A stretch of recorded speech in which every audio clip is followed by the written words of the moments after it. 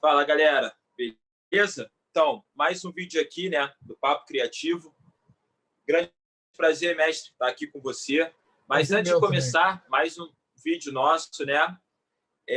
Gostaria de pedir para vocês se inscreverem no nosso canal Educação Criativa Oficial, lá no YouTube, né? Ativar o sininho aí, deixar o like no nosso vídeo, né? E também, antes de começar esse vídeo, propriamente, deixar um grande abraço aqui para os funcionários da saúde do Brasil todo, né? Que nesse momento de pandemia, de aumento do número de casos, aumento do número da internação, né? Aumentou muito a sua demanda de trabalho, nível de estresse, problemas de saúde. Um grande abraço a todos. Também a gente não pode deixar, né, mestre, de deixar dois grandes abraços de pessoas que já participaram da nossa live, ao professor André Diniz e ao professor Vladimir, né, que são companheiros nossos aqui de luta do magistério e que, infelizmente, nesse momento, se encontram internados. Então, mestres, uma ampla recuperação e um grande abraço aí na família de vocês. Pode ir, mestre. Boa tarde a todos. Mais um vídeo da Educação Criativa no modelo Papo Criativo. Hoje nós vamos trabalhar a importância do SUS, né? E esse vídeo é muito importante, por quê? Porque ele vai mostrar para vocês, né, que a saúde pública ela é ultra mega capaz, ultra mega importante, pela sua distribuição no Brasil todo, pela sua participação em várias campanhas que já aconteceram no Brasil, principalmente nas grandes cidades brasileiras com um número significativo de habitantes. Vou fazer um breve histórico aqui. Primeiro, destacando o seguinte: o SUS, Centro Único de Saúde, Sistema Único de Saúde, esse Sistema Único de Saúde ele agrega os hospitais federais, estaduais e municipais no mesmo modelo, no mesmo grupo, né? Foi criado em 17 de maio de 1988 na Constituição Cidadã, aquela Constituição que retoma o Brasil para o processo democrático. Porém, já existia uma preocupação muito grande com a saúde pública anteriormente. Rio de Janeiro, capital da colônia, capital do Império, capital da República, capital da colônia a partir da mineração, né, passou a ser uma cidade mais importante. E o Vargas vai criar um mecanismo muito eficaz chamado postos de saúde. Em cada bairro do Rio de Janeiro tinha um posto de saúde que distensionava o acesso aos hospitais. Os primeiros socorros eram registrados ali nos postos de saúde, né? Então, você vê que já há uma preocupação no governo Vargas com a saúde pública, tá? Mais tarde, né, dentro dessa linha de tempo, o governo Brizola cria uma coisa super importante para nós hoje, que são as ambulâncias UTIs, né? As ambulâncias do bombeiro, que vão depois se transformar na SAMU, aquela ambulância que é a primeira de salvar a vida. E eu quero relembrar bem aqui que há uma propaganda grande pela mídia em cima dos planos de saúde, mas quem te salva primeiro é a saúde pública. É a saúde pública que vai te salvar. O plano de saúde é importante para uma internação futura, uma pós, um sistema de hotelaria. Mas quem é que vai te salvar é a saúde pública. Daí a importância desse vídeo de hoje, que é o SUS. O SUS tem os melhores profissionais. Eu sempre costumo dizer nas minhas aulas que os hospitais de referência são todos públicos, na sua grande maioria, né? O INCA, o INTO, o INCOR, né? Esses hospitais são referência para determinadas especialidades e doenças. O Eduardo Paes também teve uma contribuição bastante significativa para isso, com a criação das clínicas de família, posteriormente as UPAs, né? Que eram, na verdade, o quê? A ampliação dos postos de saúde que foram criados lá pelo Vargas. O posto de saúde ele perdeu um pouco a importância porque ele virou só uma coisa para um período de vacinação. Nas grandes campanhas de vacinação se usava muito posto de saúde, né? Mas ele perdeu aquela função de triar, filtrar as doenças menos graves para não chegar nos hospitais. Então, é importante mostrar para vocês, nesse vídeo de hoje, que a saúde pública tem história, tem funcionalidade e atua. O Magno vai falar da importância do SUS, principalmente nesse momento que a gente está vivendo o quê? Um processo de colapso total da rede privada e pública. Vai lá, Magno. Mestre, acho que temos dois detalhes, né? Acho que o que motivou a gravação desse vídeo foram duas falas. Uma fala do Ricardo Barros, né, que é o líder do governo na Câmara dos Deputados, ao falar que a situação do Brasil é até confortável, né? Isso foi um motivo, né, muito forte, porque nós observamos a realidade e a realidade são baseadas em fatos e não há como negar, né? O Brasil tem hoje o maior número de mortes diárias, passamos os Estados Unidos, né? Nós temos mais de 2.000 mortes já na média móvel dos últimos 7 dias. Isso significa que a média dos últimos 7 dias, né, em número de óbitos é superior a 2.000. O Brasil tem a maior taxa de contágio.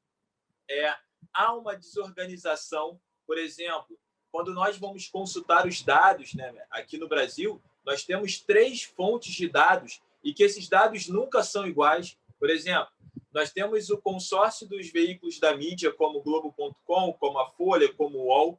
Nós temos o CONAS, que é a confederação, né, dos governadores e dos municípios, e nós temos o próprio Ministério da Saúde. Então, nós temos 3 fontes de dados, e isso mostra, né, o nosso desarranjo em relação à pandemia, que é uma pandemia que, no mundo todo, né, ela teve uma ação, pelo menos, centralizada. O governo federal, né, de todos os países, cada um dentro do seu sistema constituinte, mas teve uma ação centralizada. A Itália foi um exemplo, a própria Espanha, Portugal, né, um exemplo de sucesso, pelo menos nesse momento. Então, isso mostra um pouco o nosso desarranjo. E a situação não está estável, galera. O Jorge trouxe um importante mecanismo, que foi o SUS. O SUS é criado na Constituição de 88. Então, isso significa que a saúde é um direito de todos e um dever do Estado. É isso. Está lá na Constituição, artigos 196 e 198 da nossa Constituição Federal. E no próprio artigo 6º, né, mestre? Que é esse artigo que define a nossa Constituição como a Constituição cidadã, que lá está escrito os direitos sociais que a população tem, tá? O mestre trouxe 2 grandes questões também, a questão da universalização e da gratuidade. O SUS é uma referência mundial. Nenhum sistema de saúde no mundo tem essas 2 características. Uma é a universalização. Então, você pode ter o melhor plano de saúde, sofrer um acidente na rua, precisou ser resgatado com o uso da ambulância, do bombeiro ou de qualquer outro serviço. Você, obrigatoriamente, será levado ao hospital público para os primeiros atendimentos, para, né, a estabilização dos seus órgãos ou qualquer primeiro atendimento que seja. E um detalhe, só sai do hospital público se tiver assinatura do médico. Se não tiver, você não sai do hospital público, né? Então, isso é um primeiro ponto. E ele é gratuito, porque ele atende a 214 milhões de pessoas. Se você é um turista e está dentro do território brasileiro, você pode ser atendido pelo SUS. Nenhum sistema no mundo atende essa parcela da população. Então, esse é um ponto também. E agora, né? Por que a situação não é confortável? Primeiro, porque a realidade bateu na nossa porta e nós temos alguns dados aqui, né, bem interessantes. Eu vou usar como fonte o G1, né, da Globo.com, e é muito interessante observarmos, tá? Taxa de ocupação em porcento, né, de leitos de UTI por Covid-19, tá? Para adultos. Por exemplo, São Paulo, 74%, Minas Gerais, 75%. Agora tem um detalhe, essa é uma questão do Estado, tá? Então, você pode ter regiões dentro daquele Estado onde essa capacidade já superou até 100% e ter as filas. Como eu falei, o SUS ele está em todo o território nacional. Então, o que significa esse sistema em colapso? Vou dar um exemplo aqui. Em janeiro, nós observamos, né, mestre, a questão lá de Manaus. O sistema de Manaus colapsou, faltou oxigênio. Eu precisei transferir pacientes de Manaus para outros estados, Santa Catarina, São Paulo, Rio de Janeiro, Ceará. O que aconteceu? Esses pacientes puderam ser transferidos. O sistema do SUS está em colapso, simplesmente eu não conseguir transferir pacientes entre os estados. Então, isso é colocar o SUS em colapso. E a Fiocruz já classifica, né, a pandemia provocada pelo Covid-19 e, principalmente, em 2020 no Brasil, como a maior crise sanitária. Então, isso são fatores muito importantes para que possamos entender esse momento e provar, né, ao líder do governo, ao próprio ministro da Saúde, Pazuello, que a situação não é confortável e, muito pelo contrário, a Fiocruz emite diariamente comunicados. O número de casos está aumentando, o número de internação está aumentando. O que nós vamos fazer quando o nosso sistema realmente... Aí, todos os estados estiverem com 100% da capacidade. Pessoas vão morrer sem atendimento. Isso expõe a gravidade, né, mestre? Gostaria, mestre, de ouvir a sua opinião sobre essa gravidade. Se em algum momento você pensou em viver isso aqui no Brasil, até mesmo porque nós temos o SUS, né? Veja bem, essa gravidade a gente subestimou, Maio. Na verdade, a gravidade ela vem de fora para dentro, né? Ela vem da China para o mundo.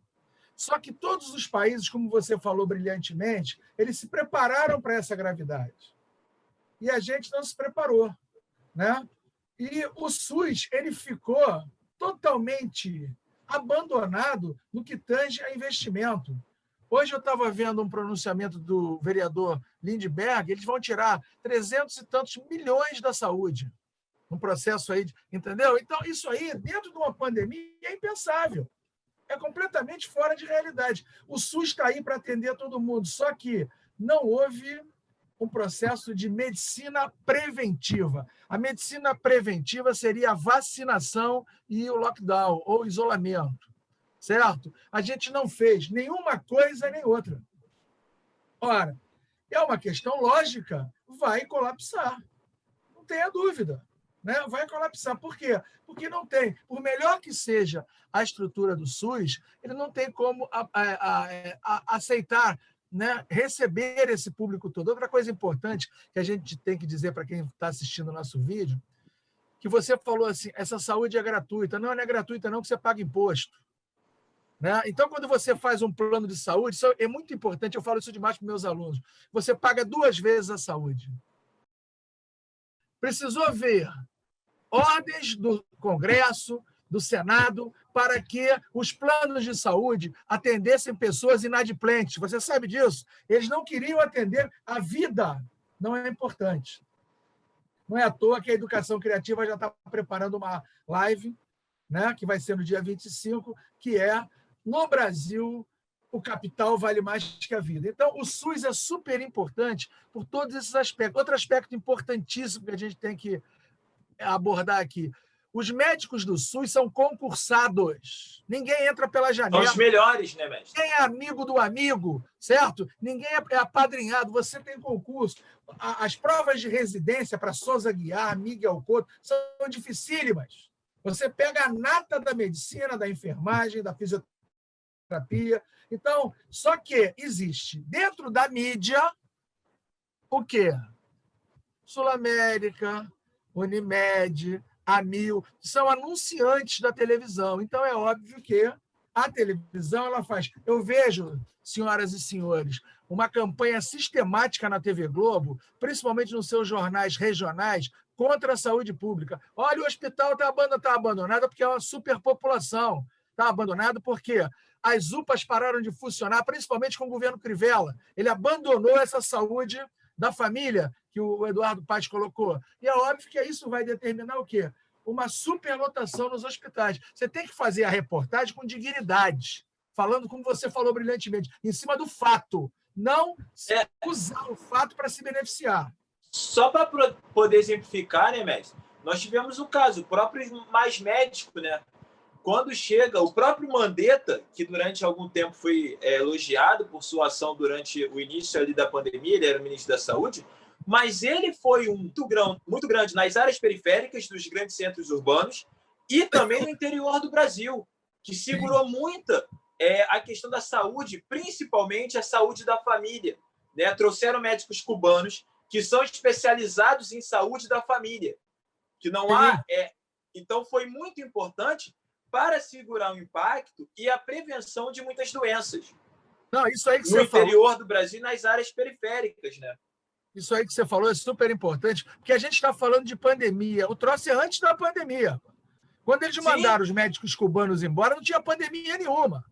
Não tinha isso pandemia. Aí... Então, ali já sinalizou para nós, que não somos idiotas, qual era a filosofia de saúde pública deles, zero. Certo? Você tira os médicos cubanos, que são os melhores médicos do mundo para atendimento de família, não tem nada igual. A medicina cubana é a mais avançada do mundo nisso. Isso dito, sabe por quem? Barack Obama, que quando assumiu, ele falou: quem quiser fazer residência em Cuba pode fazer, que eu apoio.